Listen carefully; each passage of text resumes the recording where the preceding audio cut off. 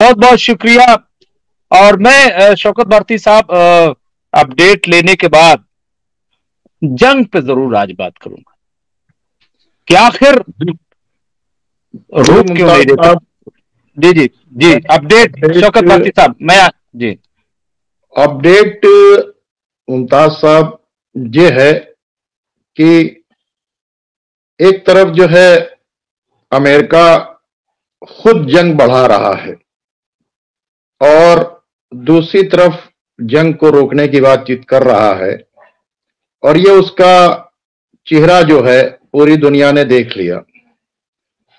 जिस तरह से सस्पेंड कर दिया था कताइब हिजबुल्लाह ने और इराक की रेसिस्टेंस ने बाकायदा तौर के ऊपर अपने तमाम अटैक्स, और ये इतना बड़ा अटैक किया था अमेरिका ने 100 से ज्यादा, उसके बावजूद भी कताइब हिजबुल्लाह ने एक बातचीत कही थी कि चूंकि पीस की बातचीत चल रही है इसलिए हम अपने सारे अटैक्स को सस्पेंड कर रहे हैं।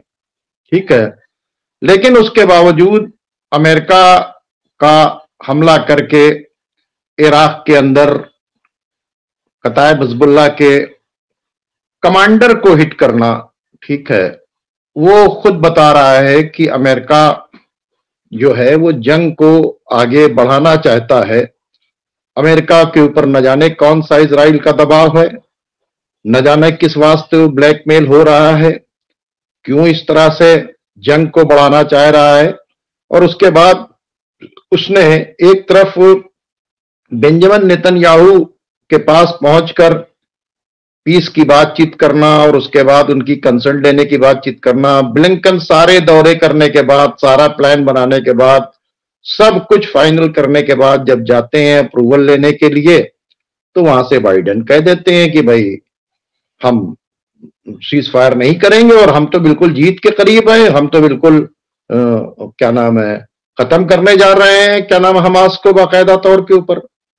और ये कहकर जो है वो इस बात को करते हैं। और दूसरी तरफ जो है सबको समझ में आ गया कि इस इनकार के बाद जो है, जिसको एक्सपेक्ट किया जा रहा था कि आज जंग बंद हो जाएगी, और उसके बाद बेंजामिन नेतन्याहू के इनकार के बाद हालात वैसे ही खराब हो रहे थे, और ऐसे खराब हालात में अमेरिका का खुद हमला करना, ये, और सिर्फ यही नहीं हमला किया उसने जो है बाकायदा तौर के ऊपर अमेरिका और ब्रिटेन ने यमन के अंदर भी काफी हमले किए हैं, और मतलब 2-2 घंटे के ऊपर, 3-3 घंटे के ऊपर यमन के अंदर हमले हुए हैं। तो ये तो ऐसा लग रहा है कि जंग को बढ़ाने की ही बातचीत हो रही है। और जैसा कि मैं बार बार कहता हूं कि इन लोगों के कई चेहरे हैं, ये 10 चेहरे हैं, किस चेहरे से क्या कहते हैं, किस चेहरे से क्या करते हैं। तो ऐसे टाइम पर अमेरिका का अटैक करना ये बहुत ही गलत है, और ये बहुत ही खराब जो है साइन है जो सामने आ चुका है। उसके बाद जब अटैक हुआ, उसके बाद से आप देखिए कि क्या नाम है, जो इस्लामिक रेजिस्टेंस ऑफ इराक है, उसने बहुत जबरदस्त हमले किए हैं, खासकर सीरिया के अंदर अल उमर ऑयल फील्ड के ऊपर और अमेरिकन बेसेस के ऊपर। और बाकायदा तौर के ऊपर अब उन्होंने ये कहा है कि हम जो है अनपनिश नहीं जाने देंगे, और हम तो इसलिए अपने हमलों को सस्पेंड कर चुके थे कि पीस का प्रोसेस जो है वो आगे बढ़े, और कल कोई हमको ना कहे कि हमने पीस के रास्ते के अंदर खलल डाला। तो उसके बाद से उनके हमले बढ़ चुके हैं और वो बाकायदा तौर के ऊपर हमले कर रहे हैं। अमेरिकन इंटेलिजेंस ने ये रिपोर्ट किया है कि अब बहुत जल्द जो रेसिस्टेंस फोर्सेस हैं, उनके जो ड्रोन्स हैं, वो अमेरिकन बेसेस के ऊपर जाएंगे और अटैक बढ़ जाएंगे। ये अमेरिकन एजेंसी ने भी इस बात को कह दिया। दूसरी तरफ यमन के ऊपर जो है जबरदस्त हमले शुरू हो गए, और तीसरी तरफ रफा के ऊपर अटैक करने के लिए बेंजामिन नेतन्याहू ने, अब बताइए, गजा से निकाला, नॉर्थ से साउथ के तरफ लाए, उधर से वेस्ट बैंक की तरफ लाए लोगों को, वहां से एक तरह से देखा जाए कि सबको हकाकर आपने रफा के बॉर्डर के ऊपर लाके खड़ा कर दिया 16 लाख लोगों को।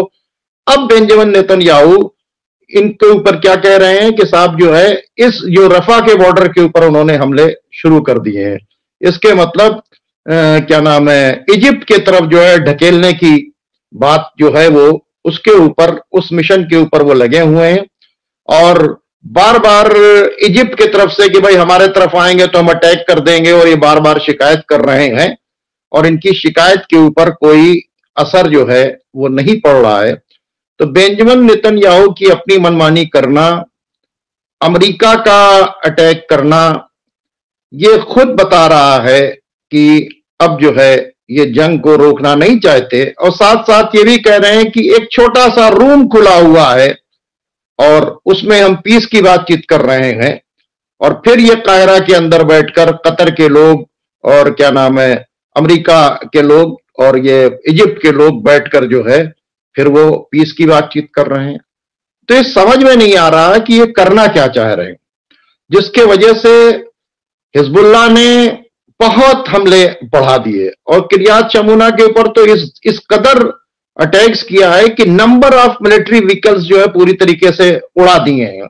और जिन जो इलाका खाली हो गया था, जिन बिल्डिंग्स के अंदर इजरायली आर्मीज थी, उनको भी उड़ाना शुरू कर दिया है। और बहुत तेज हमले जो हैं वो हो गए हैं, और उधर से क्या नाम है हमास की तरफ से भी जबरदस्त हमले शुरू हो गए हैं। और मतलब जंग जो है बड़ी तेजी से बढ़ती चली जा रही है। ये इस वक्त की पोजीशन है जो हमने आपके सामने रखा। और वो जो सारी बातें हो रही थी कि भाई उन सारे चीजों को, पूरी तैयारी को जो पेरिस से वहां तक की थी, उसको बेंजामिन नेतन्याहू ने सीधे सीधे उसे रिजेक्ट कर दिया है। तो बहुत बहुत शुक्रिया शौकत भारती साहब इस अपडेट के लिए। और मैं समझता हूं कि तमाम बातें आगे, और सबसे बड़ी बात जो मैं कह रहा था कि शौकत भारती जब बड़े बड़े इदारे जिन पर बड़ा एतमाद था, दुनिया को बड़ा भरोसा है, मैं भी सुनता था कि साहब मैं यूएनए चला जाऊंगा, मैं इंटरनेशनल कोर्ट चला जाऊंगा, मैं इनसे शिकायत करूंगा, मैं उनसे शिकायत करूंगा। सवाल यह है कि क्या हो गया इनको? क्या कोई बचा? या अब नहीं तो फिर इसका क्या अंजाम क्या होगा? या तो मैंने जो सवाल उठाया शौकत भारती साहब कि आखिर जो ईरान हो या रूस हो या चाइना हो या और टर्की, या सब जो ताकतें हैं आखिर एक साथ साथ जोड़ करके क्यों बैठती हैं? अलग अलग ये क्यों मीटिंगें हो रही हैं? क्या अब कोई और वक्त आएगा जब एक साथ बैठेंगे? शौकत भारती साहब देखिए, अब तो ये वक्त आ गया था, अब इसमें कहीं से कोई कसर नहीं रह गई थी कि जब ये तमाम अरब कंट्रीज मिलकर, और ये लोग टर्की वगैरह सब के सब मिलकर वहां पर खाना पानी भी नहीं पहुंचा पा रहे, ठीक है, तो इसके बाद और इनको वहां के ऊपर बाकायदा तौर के ऊपर ह्यूमैनिटेरियन एड ले जाने के बजाय जो है रफा के ऊपर अटैक करने की वार्निंग जो है बाकायदा तो ऑर्डर्स इशू कर दिए हैं बेंजामिन नेतन्याहू ने। तो इसके बाद अगर कोई डिसीजन ना लेंगे, अब इसके बाद भी अगर कोई ये जो खास करके इजिप्ट, जो इजिप्ट बार बार ये कह रहा था कि रफा की तरफ अगर बातचीत करें, तो इजिप्ट क्यों नहीं एक्शन ले रहा? इजिप्ट अपनी पावर का इस्तेमाल क्यों नहीं कर रहा? क्यों इजिप्ट जो है अटैक्स नहीं बढ़ा करना शुरू कर रहा है? जाहिर सी बातचीत है, इजिप्ट और टर्की इसको क्यों नहीं शुरू कर रहे? इजिप्ट और जॉर्डन मिलकर क्यों नहीं शुरू कर रहे?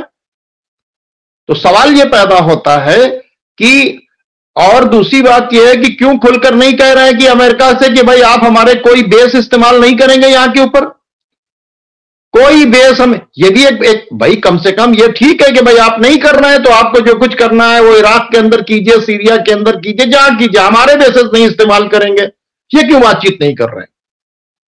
तो सवाल पैदा होता है अब बचा क्या है?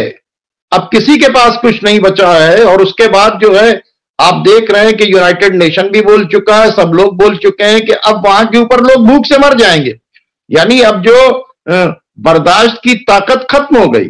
अब बताइए 20 लाख लोग वहां के ऊपर है, 16 लाख लोग हैं वहां के ऊपर, उन 16 लाख लोगों को बम्बार्डमेंट करके क्या ये उड़ाएंगे? ये जो सब हो रहा है इसके बावजूद भी न बोलना, तो ये समझ के बाहर है।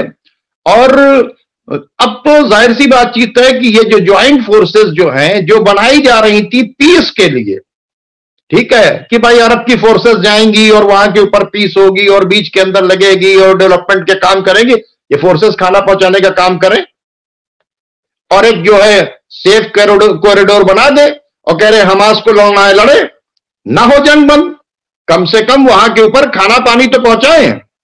और उसके बाद देखिए आज जो बयान दिया है रेजिस्टेंस फोर्सेस ने लेबनान के ऊपर तमाम जब क्या नाम है बाकायदा तौर पर अटैक करने के बाद उन्होंने कहा ये अरब कंट्रीज अगर पहले दिन से कुछ ना करते, हमको मोरल सपोर्ट करते और स्टेट फॉरवर्ड अपनी पॉलिसी करते, हमारे साथ खड़े होते, तो आज हम इनको इजराइल फतेह करके दे चुके होते, हम वैनिश कर देते, हम मिटा देते।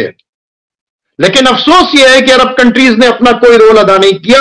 यह आज बयान आया है रेजिस्टेंस फोर्सेस का कि ये प्रेशर भी बिल्टअप नहीं कर सके, ये गजा के अंदर एड भी नहीं पहुंचा पाए। जिन बातों को हम लोग कह रहे हैं, अब ये तमाम फोर्सेस जो हैं वो इन बातों को बाकायदा तौर के ऊपर कह रहे हैं। शौकत भारती साहब, अनिल शर्मा साहब ने कहा कि क्या अब ये माना जाए कि ये जंग फिलिस्तीन और इजराइल के बजाय ईरान और ये अमेरिका की जंग हो गई है? जी बिल्कुल बिल्कुल बिल्कुल, जंग तो ये फिलिस्तीन और इजराइल की थी ही नहीं अगर देखा जाए, क्योंकि दूसरे दिन से ये जो लगे हुए थे ये बाकायदा तौर के ऊपर कंप्लीट जंग जो है, बाइडेन का आना और ब्रिटेन का इन्वॉल्व होना और बाकायदा आइजनहावर को भेजना, अपनी मिलिट्री को भेजना, अपनी सिटिंग तमाम अमेरिकन बेसेस के ऊपर करना, ये पहले दिन से ही ऐसा लग रहा है कि कुछ बड़ी तैयारी। और फिर उसके बाद B-52 को लेके आना, फिर उसके बाद 6 वो जेट्स लाना जो क्या नाम है फ्यूलिंग करते हैं एयर के अंदर, उनको क्या नाम वो उन जहाजों को लाना, ये सारी तैयारी करना। इसके मतलब ये है कि अमेरिका बाकायदा तौर के ऊपर इस जंग के अंदर खुद इन्वॉल्व है। और मैंने बार बार कहा है कि क्योंकि ब्रिटेन ने और अमेरिका ने मिलकर ही इसराइल को इस्टेब्लिश किया है, तो इसराइल नहीं खत्म होगा। ये भले से वो कहे कि इसराइल जो है सिर्फ बेंजामिन नेतन्याहू का है या इसराइलीज का है, ऐसा लगता है कि ये इसराइल जो है ये बाइडेन का है, ये और ब्रिटेन का है, और ब्रिटेन और बाइडेन मिलकर इस इसराइल को, बेंजामिन नेतन्याहू उन्हीं का पपेट है और जाहिर सी बातचीत है ये पूरी तरीके से उसके लिए जंग करने के लिए उतर आए हैं। अब तो ये है कि एक बाकायदा तौर के ऊपर ये बातों से नहीं होगा मामला, ये अरब कंट्रीज के लोग यूनाइटेड नेशन से कहें कि भाई हम लोग एड लेके जा रहे हैं, अब ये फोर्सफुली मामला होगा। यहां टर्की की फोर्सेस आने चाहिए या इजिप्ट की फोर्सेस आने चाहिए, तमाम इस्लामिक कंट्रीज के फोर्सेस को इसके अंदर कूदना चाहिए और बाकायदा तौर के ऊपर अमेरिका से कहना चाहिए तुम बहुत कुछ करा चुके, अब कुछ नहीं, हम अपने आप यहां पे देख लेंगे। क्यों? इससे पहले जो है 6 कंट्री जो क्या नाम है मिलके लड़े थे इसराइल से, तो क्या अमेरिका से पूछने के लिए गए थे क्या? ये अमेरिका से पूछने की क्या जरूरत है? अपना डिसीजन नहीं इस वक्त क्यों नहीं ले रहे भाई? अब तो कहने के भी चांसेस हैं कि भाई हमने सबको आजमा के देख लिया, सारी बात आप कर चुके हैं, आपने खुद पीस प्रपोजल लिखा, कितने कितने बार आपने पीस करने के बजाय आप खुद जंग के अंदर इन्वॉल्व हैं, आप खुद इस जंग को बढ़ा रहे हैं, आप खुद हमारे खित्ते के लिए खतरा हैं और ये रीजनल वार बढ़ा रहे हैं। जब ईरान वगैरह अटैक करेंगे तो हमारी कंट्री के ऊपर अटैक करेंगे क्योंकि आपके बेसेस यहां के ऊपर हैं। तो अब तो ये अरब कंट्रीज को बोलने का बिल्कुल खुला हुआ टाइम है और इनको इस वक्त बोलना चाहिए। और अब तो गैरत अगर थोड़ी सी मरीज ना होगी तो अब जो है क्या नाम है कम से कम जो है इन लोगों को जो सप्लाई लाइन है उसे काट देंगे, डिप्लोमेटिक रिलेशन काट देंगे और इनको किसी तरह का जो मदद इनके यहां से जा रही है वो नहीं जाएगी। ये भी कुछ नहीं कर रहे। बेंजामिन नेतन्याहू ने जब क्लियर कट इस बात तो कह दिया कि हम पूरी तरीके से गजा को पे कब्जा करेंगे, उसके बावजूद बेंजामिन नेतन्याहू से अमेरिका बात करे तो समझ में आता है, लेकिन ये कतर, ये जॉर्डन, ये कुवैत, ये बहरीन, ये यूएई, ये सऊदी अरब क्यों बातचीत कर रहा है? ये टर्की क्यों बातचीत कर रहा है भाई? जब अमेरिका उसको नहीं समझा सकता तो बात करने की क्या जरूरत है? अब बात करने की बात नहीं है, अब पावर का इस्तेमाल करने की बातचीत है। जिस तरह से हौती वगैरह आ गए हैं, जिस तरह से हिजबुल्ला उतर आई है, जिस तरह से इस्लामिक रेजिस्टेंस आ गया है, जिस तरह से सीरिया आ गया है सामने, उस तरह से ये भी आ जाए। ईरान तो इनके साथ में खड़ा ही हुआ है।